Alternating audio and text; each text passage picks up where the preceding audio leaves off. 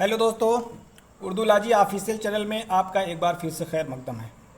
आज ये हमारी बीपीएससी 6 to 8 की पहली क्लास है और जो लोग चैनल को पहली बार विजिट कर रहे हैं चैनल को सब्सक्राइब कर लेंगे, लाइक और शेयर भी कर लेंगे। आज का मौजू है लसानियात। लसानियात पर ये पहली क्लास है। तो सवाल नंबर पहला है, सवाल नंबर 1, वो इल्म जिसमें ज़बानों की पैदाइश से मुताल्लिक बात हो उसे क्या कहते हैं?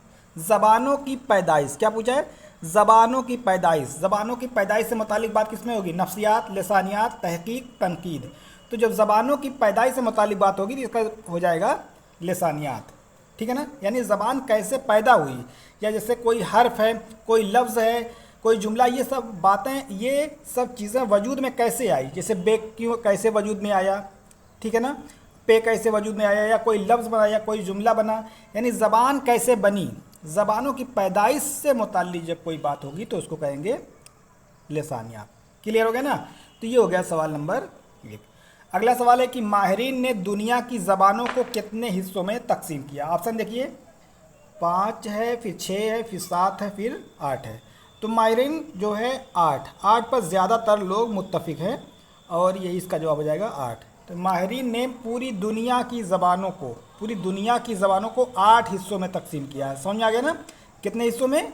8 हिस्सों में इस तरीके से तकसीम किया है। तो बस ये याद करना है, माहिरीन ने दुनिया की ज़बानों को कितने हिस्सों में तकसीम किया है, बांटा है, इसका जवाब हो जाएगा 8। फिर आते हैं अगले सवाल पर।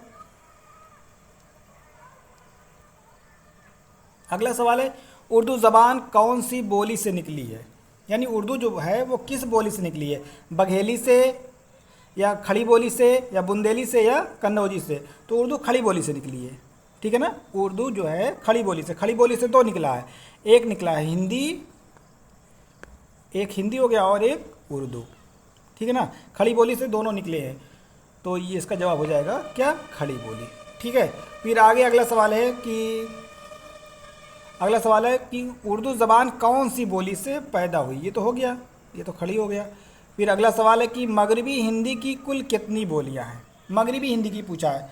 मगरिबी हिंदी की कुल कितनी बोलियां हैं? मगरिबी हिंदी की टोटल है 5। कौन कौन सी? खड़ी बोली, ब्रजभाषा और हरियाणवी, बुंदेली, कन्नौजी, ये 5 हैं। ये पाँचों याद रखिएगा। ग्रेजुएशन ने जो है ये सारी चीज़ें बताई हैं कि मगरिबी हिंदी की कुल कितनी बोलियां हैं? 5, और पाँचों के नाम आपको याद रहना चाहिए। खड़ी बोली और ब्रजभाषा, फिर बुंदेली, कन्नौजी, एक हरियाणवी भी है। ठीक है ना? इसी तरीके से याद रखना चाहिए। और हरियाणवी को जो है जाटों की बोली भी कहा जाता है, क्योंकि हरियाणा में जाट लोग रहते हैं, तो हरियाणवी को जाटों की बोली भी कहा जाता है। ठीक है ना? उसको जो है बांग्लू भी कहा जाता है। क्या कहा जाता है? बांग्लू। हरियाणवी को तो बांग्लू भी कहा जाता है और जाटों की बोली भी कहा जाता है। ये सब याद रखने वाली बातें हैं। ठीक है ना? जाटों की बोली, इसको याद कर लीजिएगा। फिर अगला सवाल है, इनमें से मशरिकी हिंदी की कौन सी बोली शामिल नहीं है? तो सबसे पहले आपको मालूम होना चाहिए कि मशरिकी हिंदी में कुल कितनी बोलियां होती हैं। मशरिकी हिंदी में कुल होती हैं 3, अवधी, बघेली, छत्तीसगढ़ी। तो अवधी, बघेली, छत्तीसगढ़ी, ये तीनों तो मशरिकी हिंदी की हैं। इसके अलावा जो एक और है एक्स्ट्रा, वही नहीं है। तो इसमें क्या हो जाएगा? इसका हो जाएगा खड़ी बोली। तो इसका जवाब हो जाएगा खड़ी बोली। ठीक है ना? इसमें से इनमें मशरिकी हिंदी की कौन सी बोली शामिल नहीं है? इसका जवाब हो जाएगा खड़ी बोली। अगला सवाल है कि फितरी या अवामी ज़बान किसे कहा जाता है? फितरी यानी जो आम तरीके से बोली जाती है, या अवामी ज़बान, या गंवारों की ज़बान, या देहाती ज़बान। ठीक है ना? किसे कहा जाता है? ये जो है कहा जाएगा प्राकृत को। ठीक है ना? प्राकृत को जो है फितरी ज़बान, अवामी ज़बान, देहाती ज़बान, गंवारों की ज़बान सब कहा जाता है। ये हो गया प्राकृत। उसे कहते हैं जैसे तद्भव तत्सम होता है ना, तद्भव जो होता है वो हिंदी होता है, तत्सम जो होता है वो संस्कृत होता है। तो ये प्राकृत समझ लीजिए कि वो हिंदी है और ये सारी चीज़ें इसमें आती हैं। क्लियर हो गया? चलिए आगे अगला सवाल। बहुत यहाँ बौद्ध रहेगा, यहाँ जो है रहेगा बौद्ध, यानी बौद्ध मज़हब के लोग कौन सी ज़बान बोलते थे? बुद्ध धर्म है। ठीक है ना? बौद्ध धर्म के लोग, गौतम बुद्ध वाले, कौन सी ज़बान बोलते थे? ये लोग पाली। बौद्ध धर्म के लोग जो है पाली ज़बान बोलते थे और अपना जो मजहबी काम उनका था वो इसी पाली ज़बान में प्रचार वगैरह करते थे, ठीक है ना। अपने मज़हब की जो तबलीग करते थे उनकी जो है ज़बान थी पाली, इतना याद रखिएगा, ठीक है। बौद्ध मज़हब पाली, और जैन वाले जो करते थे वो प्राकृत करते थे। फिर आगे अगला सवाल, उर्दू किस ज़बान का लफ्ज़ है? ये तो आप एक नॉर्मल सवाल है, इसको तो आपको पता ही है। उर्दू किस ज़बान का लफ्ज़ है? उर्दू तुर्की ज़बान का लफ्ज़ है। फिर आगे अगला सवाल, अगला सवाल है कि इनमें से कौन मुस्तशरिक है? मुस्तशरिक, मसूद हुसैन खान, सुनीति कुमार चटर्जी, आलम मसरूर और ग्रेसन। मुस्तशरिक कौन है? मुस्तशरिक किससे कहते हैं? मुस्तशरिक माने ये होता है कि ऐसा अंग्रेज़ या विदेशी कह सकते हैं, ऐसा अंग्रेज़ जिसको हिंदुस्तानी ज़बानों का इल्म हो, उसे कहा जाता है मुस्तशरिक। तो अंग्रेज़ इसमें कौन है? हो जाएगा ग्रेसन। ग्रेसन हो या गिलक्रिस्ट हो या गारसा दतासी हो, ये जो नाम है जो अंग्रेज़ वाले, या स्प्रिंगर हो, ये सब क्या कहलाएंगे? ये सब कहलाएंगे मुस्तशरिक। क्लियर हो गया ना? तो इसका जवाब हो जाएगा ग्रेसन, ऑप्शन के एतबार से। फिर अगला सवाल है, अगला सवाल है लिसानी जायज़े हिंद किताब का खालिक कौन है? इस नाम से किसने किताब लिखी है? लिसानी जायज़े हिंद, ये किताब लिखी है ग्रेसन ने। किसने लिखी है? ग्रेसन ने लिखी है, और ये है 11 जिल्द में। तो ग्रेसन ने लिखी है लिसानी जायज़े हिंद। क्लियर हो गया? फिर आगे अगला सवाल, रेख्ता के मानी क्या है? रेख्ता, रेख्ता के क्या मानी है? गिरी पड़ी ज़बान या भ्रष्ट हुई ज़बान या अवामी ज़बान या फितरी ज़बान? तो रेख्ता के मानी होता है गिरी पड़ी ज़बान। तो इसका जवाब हो जाएगा पहला वाला, गिरी पड़ी ज़बान। भ्रष्ट हुई ज़बान, ये किसके माने हैं? अपभ्रंश के माने होता है। अपभ्रंश के माने होता है भ्रष्ट हुई ज़बान। अवामी ज़बान या फितरी ज़बान, ये क्या है? ये किसके माने हैं? ये प्राकृत में आता है, ठीक है ना। ये दोनों क्या है? ये दोनों प्राकृत है। ये दोनों हो जाएगा प्राकृत। प्राकृत के माने हो गए अवामी और फितरी, और ये अपभ्रंश वाला जो है भ्रष्ट हो जाएगा। और रेख्ता के माने होता है गिरी पड़ी ज़बान। तो इसका ऑप्शन नंबर 1 दुरुस्त है। क्लियर? फिर आगे अगला सवाल, हिंद आर्याई और हिंदी के नाम से किताब किसने लिखी? इंडो आर्यन एंड हिंदी, ये पहले अंग्रेज़ी में थी, इसका उर्दू में तर्जुमा हुआ है हिंद आर्याई और हिंदी। तो इसको किसने लिखा है? सुनीति कुमार चटर्जी ने, ठीक है ना। सुनीति कुमार चटर्जी। लसानियात पर सबसे पहले काम किया इन्होंने, इसी वजह से इनको हिंदुस्तानी लसानियात का इमाम कहा जाता है। हिंदुस्तानी लसानियात का इमाम कौन है? सुनीति कुमार चटर्जी। क्लियर हो गया ना?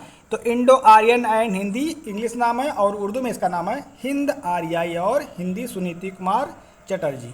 अगला सवाल, मुकदमा तारीख़ ज़बान उर्दू, मुकदमा तारीख़ ज़बान उर्दू किसकी किताब है? ये मसूद हुसैन खान की किताब है, ठीक है ना। ये मसूद हुसैन खान की किताब है, और ये 5 अबवाब पर मुश्तमिल है, ठीक। किसी किसी में 4 है, लेकिन बाद में जो जदीद एडिशन है उसमें 5 अबवाब है, 5 अबवाब जदीद एडिशन में। तो मुकदमा तारीख़ ज़बान उर्दू किसकी है? मसूद हुसैन खान। मसूद हुसैन खान ने एक नज़रिया पेश किया है कि उर्दू जो है दिल्ली के गिरदो नवाह में पैदा हुई है। गिरदो नवाह माने होता है उसके अतराफ़ में, उसके चारों तरफ। सवाल आगे आएगा तो बताएंगे। चलिए आगे अगला सवाल है, रेख्ता का मुअन्नस क्या होगा? रेख्ता, रेख्ता का मुअन्नस क्या होगा? भरा हुआ, अंगेख्ता, रेख्ती या अच्छी ज़बान।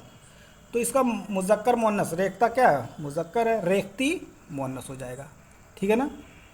उर्दू का एक कदीम नाम है रेख्ता। पहले उर्दू ज़बान को रेख्ता कहा जाता था। गालिब, मीर वगैरह के ज़माने में रेख्ता कहा जाता था। गालिब का एक शेर है ना कि रेख्ता के तुम ही उस्ताद नहीं हो गालिब, कहते हैं अगले ज़माने में कोई मीर भी था। तो वहाँ रेख्ता लफ्ज़ आया ना, तो ये जो है उर्दू को रेख्ता कहा जाता था। क्लियर हो गया ना।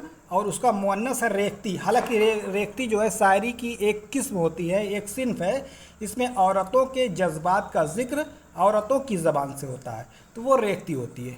क्लियर हो गया। चलिए आगे अगला सवाल, अगला सवाल है लश्करी ज़बान किसे कहा जाता है? लश्करी ज़बान, लश्करी ज़बान उर्दू, हिंदी, फ़ारसी, अरबी। तो इसका हो जाएगा ऑप्शन नंबर 1। उर्दू को लश्करी ज़बान कहा जाता है, क्योंकि जो है जब अकबर के अहद में जो फ़ौज वगैरह हुआ करती थी, उस फ़ौजों में बहुत सारे जगहों के लोग आकर के शामिल होते थे। तो एक मिली जुली ज़बान पैदा हो गई, तो उसको उर्दू या लश्करी ज़बान कहा गया। वहीं अकबर के अहद से उर्दू को लश्करी कहा जाता था। क्लियर है ना। तो लश्करी ज़बान उर्दू को कहा जाता है। फिर अगला सवाल है उर्दू ज़बान को लफ्ज़ हिंदवी के नाम से मौसूम किसने किया है? तो लफ्ज़ उर्दू को हिंदवी किसने कहा है? मुल्ला वजही, अमीर खुसरो, ज़ियाउद्दीन खुसरो, मसूद साद सलमान। तो इसका जवाब क्या हो जाएगा? हिंदवी जो है अमीर खुसरो ने कहा है, ठीक है ना। उर्दू ज़बान को अमीर खुसरो की उर्दू ज़बान को हिंदवी किसने कहा था?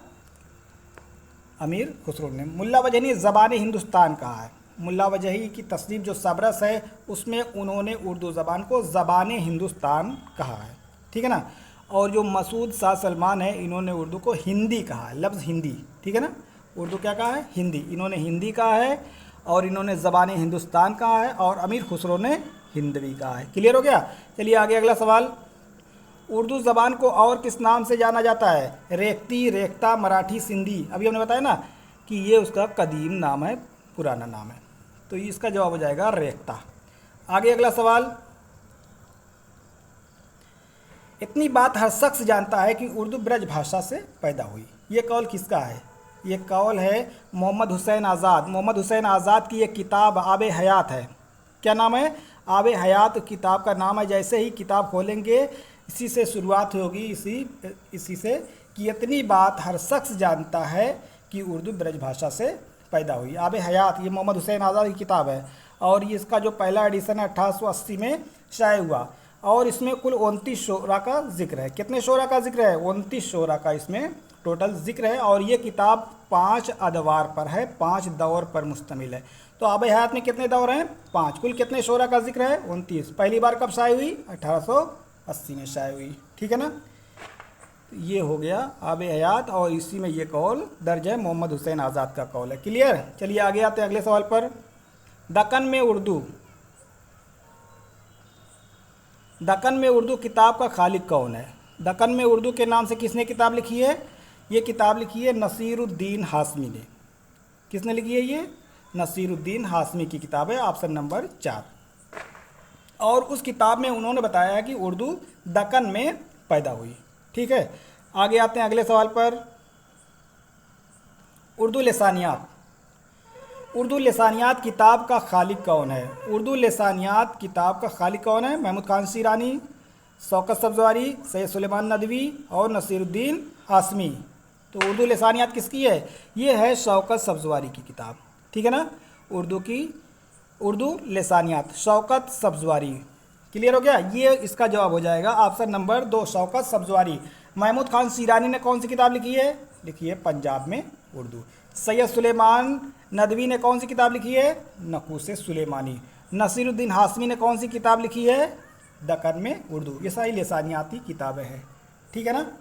चलिए तो ये वाला हो गया, इसका जवाब हो जाएगा ऑप्शन नंबर 2 शौकत सब्ज़वारी। फिर अगला सवाल है कि दो आबे गंगो जमन को उर्दू का मस्कन किसने करार दिया? दो आबे गंगो जमन, गंगा जमुना के बीच का जो एरिया है वहाँ उर्दू का मस्कन किसने करार दिया? किसने बताया कि उर्दू वहाँ पैदा हुई? तो ये हो जाएगा शौकत सब्ज़वारी, ठीक है ना। शौकत सब्ज़वारी का ये कौल है। फिर अगला सवाल है कि उर्दू खड़ी बोली से निकली है। ये किसने कहा है? उर्दू खड़ी बोली से निकली है। सैयद सुलेमान नदवी, मसूद। ये इसका जवाब हो जाएगा ऑप्शन नंबर 2 मसूद हुसैन खान, ठीक है ना। मसूद हुसैन खान इन्होंने बताया कि उर्दू खड़ी बोली से पैदा हुई, निकली। और फिर अगला सवाल है कि उर्दू का ह्यूला वादी सिंध में तैयार हुआ। उर्दू का ह्यूला वादी सिंध में तैयार हुआ, या हम इसको ऐसे कह सकते हैं कि जो है उर्दू सिंध में पैदा हुई। तो यहाँ सिंध आ जाएगा तो समझ जाइएगा कि ये सैयद सुलेमान नदवी का कौल है, ठीक है ना। सैयद सुलेमान नदवी ने किताब लिखी थी नकूस सुलेमानी, उसी में उन्होंने बताया है कि उर्दू सिंध में पैदा हुई, ठीक है ना। फिर आगे आते हैं अगले सवाल पर। नकूस सुलेमानी, ये तो हो गया।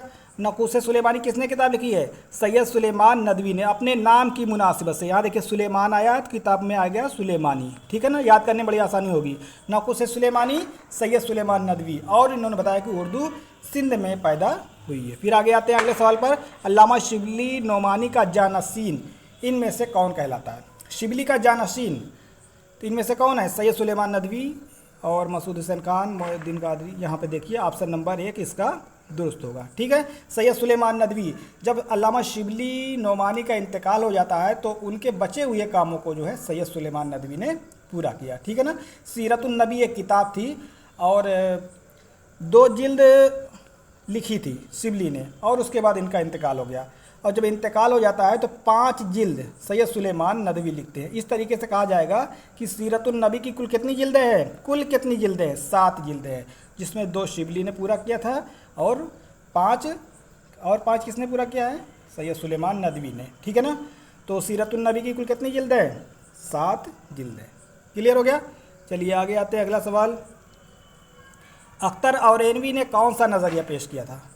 अख्तर औरेनवी ने कहा कि उर्दू मगध में पैदा हुई, उर्दू दिल्ली में पैदा हुई, उर्दू सिंध में पैदा हुई, उर्दू कोहिस्तान की सरहद पर पैदा हुई। ये किसका कौल है, अख्तर शीरानी का कौन सा कौल है इसमें, ये हो जाएगा उर्दू मगध में पैदा हुई, या कह सकते हैं उर्दू बिहार में पैदा हुई। ठीक। तो ये किसका कौल है, अख्तर औरेनवी। अख्तर नाम है और बिहार में औरेन ज़िले से इनका ताल्लुक़ है, इसी वजह से औरेनवी अपने नाम के आगे लगाते हैं। ठीक। तो ये हो जाएगा उर्दू मगध में पैदा हुई, किसने कहा है, अख्तर औरेनवी ने।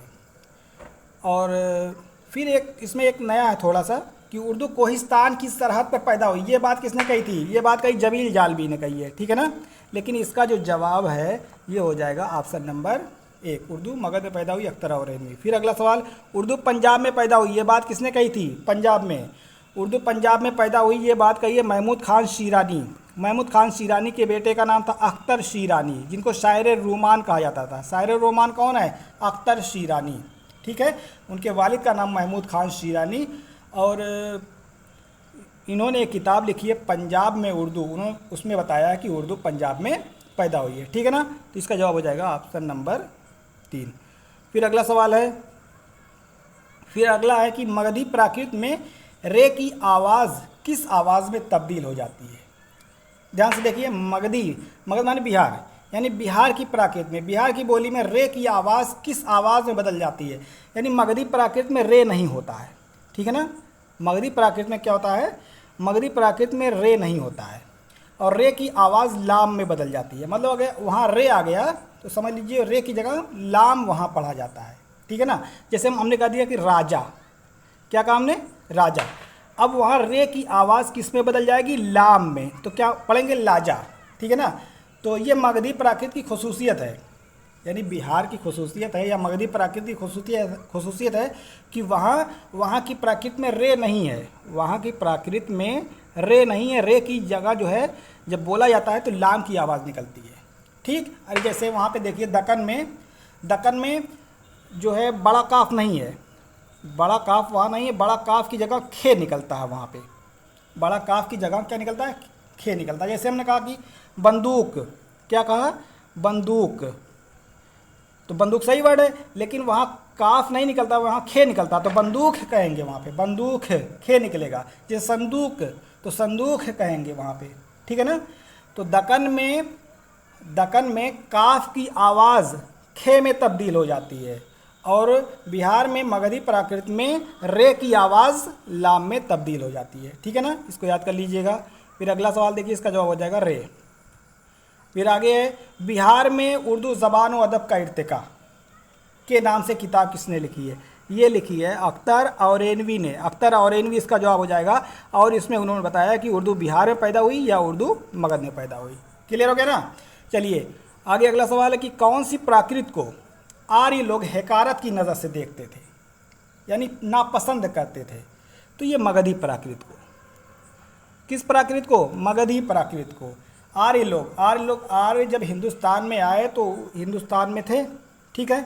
और जो है हुकूमत कर रहे थे वहाँ से बैठ करके, और उनके रीच से यानी उनके पहुँच से जो है मगध काफ़ी दूर था, तो इस पर बहुत ज़्यादा ध्यान नहीं देते थे आर्य लोग, और हर जगह ध्यान दे लेते थे। तो इसको जो है इन्होंने, ये आर्य लोग हकारत की नज़र से देखते थे कि यहाँ की ज़बान अच्छी नहीं है, उसको जाने दीजिए। ठीक है ना। तो कौन सी प्राकृत को आर्य लोग हकारत की नज़र से देखते थे, मगधी प्राकृत को। क्लियर हो गया। चलिए आगे अगला सवाल, कौन सी प्राकृत को बौद्ध मजहब के लोगों ने अपनाया था। बोली क्या थी, पाली ज़बान में करते थे। अब प्राकृत की जब बात आएगी तो अरध मगधी, ठीक है ना। अरध हिंदी में कहा जाएगा अर्ध और उर्दू में कहेंगे अरध। तो अरध मगधी प्राकृत को जो है गौतम बुद्ध ने या अशोक ने, अशोक के शिलालेखों का जिक्र भी जो है अरध मगधी ज़बान में मिलेगा, ठीक है ना। अरध मगधी प्राकृत को ही अशोक ने अपनाया था। इलाहाबाद कर में जो कुतबा है, जो खम्बे है जिसमें खुरद कर लिखा हुआ है, वो जो है अरध मगधी में लिखा हुआ है, अशोक के शिलालेख वगैरह, ठीक है ना। चलिए, तो कौन सी प्राकृत, ये बौद्ध मज़हब वाला अर्ध मगधी हो जाएगी। चलिए अगला सवाल है कि हिंदुस्तानी लसानियात किसकी किताब है। हिंदुस्तानी लसानियात ये मोहिद्दीन कादरी ज़ोर की किताब है। हिंदुस्तानी लसानियात, हिंदुस्तानी सौतियात, हिंदुस्तानी फ़ोनीमियात, ये सारी किताबें किसकी है, ये है मोहिद्दीन कादरी ज़ोर की। इनको जो है माहिर दक्कनियात कहा जाता है। माहिर दक्कनियात किसे कहा जाता है, मोहिद्दीन कादरी ज़ोर पर। इन्होंने दक्कन पर बहुत ज़्यादा काम किया है। इन्होंने एक रिसाला निकाला था मोहिद्दीन कादरी ज़ोर ने, सबरस के नाम से। किस नाम से, सबरस के नाम से एक रिसाला जारी किया था। और उसके जो है बाद ये रिसाला अभी तक चल रहा है। और इसके मौजूदा मुदीर जो है, मौजूदा एडिटर जो है यस ए शकूर है, ठीक है, यस ए शकूर। चलिए आगे अगला सवाल, उर्दू का इब्तदाई ज़माना ये किसकी किताब है, ये किताब है शमसुर रहमान फ़ारूकी की। उर्दू का इब्तदाई ज़माना किसकी किताब है, शमसुर रहमान फ़ारूकी। शमसुर रहमान फ़ारूकी को जदीदियत का नुमाइंदा नक्काद कहा जाता है, ठीक है ना। अब इन्होंने एक रिसाला निकाला था शब खून के नाम से। शब खून के नाम से इलाहाबाद से एक रिसाला जारी किया था, जो कि बहुत ही मशहूर है, इसको याद कर लीजिएगा। शब खून किसका रिसाला है, शमसुर रहमान फ़ारूकी का। इन्होंने ही निकाला और इन्हीं की ज़िंदगी में ही जो है चला और उसके बाद बंद हो गया। इसकी हिदायत किसी दूसरे ने नहीं की थी। तो शब खून जदीदियत ने इस रिसाले में खूब फ़रोग पाया। तो जदीदियत को नुमाइंदा नक्काद शमसुर रहमान फ़ारूकी। शब खून किसका है, शमसुर रहमान फ़ारूकी का। उर्दू को सरकारी ज़बान का दर्जा कब मिला, 1835, ठीक है ना। बाज़ किताबों में 32 लिखा है, लेकिन 1835 दुरुस्त है। आब हयात आप उठाएंगे देखेंगे उसमें लिखा हुआ है कि 1835। तो उर्दू को सरकारी ज़बान का दर्जा कब मिला, 1835। या कह सकते हैं कि उर्दू दफ्तरी ज़बान कब बनी, तो 1835, ठीक है। अगला सवाल, मुग़लों के अहद में सरकारी ज़बान क्या थी। जब मुग़ल लोग थे तो उस वक्त जो है सरकारी ज़बान फ़ारसी थी। क्लियर हो गया ना। मुग़लों के अहद में सरकारी ज़बान क्या थी, फ़ारसी थी। उसके बाद 1835 में उर्दू को सरकारी ज़बान का दर्जा मिल गया, तो 1835 के बाद से सरकारी ज़बान उर्दू हो गई, ठीक है। उर्दू का रस्मुल ख़त क्या है, उर्दू का रस्मुल ख़त है नस्तालीक। क्या है, नस्तालीक, लिपि जिसे कहते हैं। रस्मुल ख़त को हिंदी में कहते हैं लिपि। जैसे हिंदी क्या है, ब्राही लिपि है। हिंदी कौन सी लिपि है, हिंदी है ब्राही लिपि, ठीक है ना। उसी तरीके से जो है ये उर्दू कौन सी लिपि है, नस्तालीक। आगे अगला सवाल, ख़ास फ़ारसी हर्फ कौन कौन से हैं। जैसे उर्दू में जो हर्फ ताजी हैं 36 टोटल हैं, तो उसमें 36 में से 36 में से 4 हर्फ ऐसे हैं जो फ़ारसी से उर्दू में आए हैं। तो ये ख़ास फ़ारसी हर्फ हैं, पे, चे, बड़ा जे और गाव। अगर कहें ख़ास हिंदी कौन से हैं, तो 3 है, टे, डाल, अड़े, यानी जिनके ऊपर तो बना हुआ है, छोटा छोटा देखिए बना है ना, यानी टे, डाल, अड़े, ये ख़ास हिंदी के हो गए। फिर अगला और आखिरी सवाल है, ज़बान दहली व पैरामंस उर्दू का असल सरचश्मा व मंबा है और हज़रत दहली उसका हकीकी मूली दो मंशा। ये कौल किसका है, ये कौल है मसूद हुसैन खान। मसूद हुसैन खान ने किताब लिखी थी मुक़दमा तारीख़ ज़बान उर्दू। सारी किताब लिखते हैं और जहाँ पर किताब का ख़ात्मा होता है इसी सेंटेंस से होता है, इसी जुमले से होता है कि ज़बान दहली व पैरामंस उर्दू का असल सरचश्मा व मंबा है और हज़रत दहली उसका हकीकी मूली दो मंशा। ये कौल किसका है, ये है मसूद हुसैन खान का, ठीक है ना। चलिए लसानियात आज हुआ, इसके बाद अगला फिर पढ़ाएंगे। जो लोग चैनल को पहली बार विजिट कर रहे हैं चैनल को सब्सक्राइब कर लेंगे, लाइक और शेयर भी कर लेंगे। अस्सलाम वालेकुम।